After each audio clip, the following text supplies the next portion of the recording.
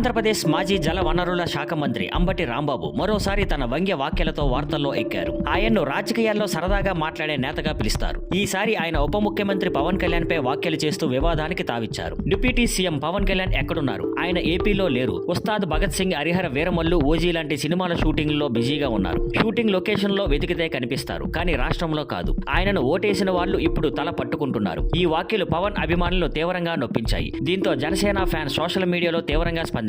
కొంతమంది యూజర్లు గుర్తు చేస్తూ, మీరు మంత్రి అయి ఉండగానే జల ప్రాజెక్టులు నిలిచిపోయాయి, కానీ మీరు వీధుల్లో నాట్యాలు చేశారు. ఇప్పుడు పవన్ కళ్యాణ్ తన పని చేస్తే మీకు ఎందుకంత బాధ అంటూ ఘాటుగా స్పందించారు. మరో యూజర్ వ్యాఖ్యానిస్తూ, విజయాల్లో 11 సీట్లకే పరిమితమైన వైసీపీ నేతలు ఇంకా తమ స్థితి గుర్తించుకోలేదా? పవన్ కేవలం చట్టబద్ధంగా తన వృత్తిని కొనసాగిస్తున్నాడు. దానికి మీరు వ్యాఖ్యానించడమే హాస్యం. ఇలా కొనసాగితే వైసీపీకి వచ్చేసారి ఒక్క సీటే మిగులుతుంది అంటూ షార్ప్ కౌంటర్ ఇచ్చారు. ఇంతకీ అంబటి వ్యాఖ్యలకి జనసేన ఫ్యాన్స్ ఆగ్రహంతో స్పందిస్తూ సోషల్ మీడియాలో పెద్ద ఎత్తున కౌంటర్లు ఇస్తున్నారు.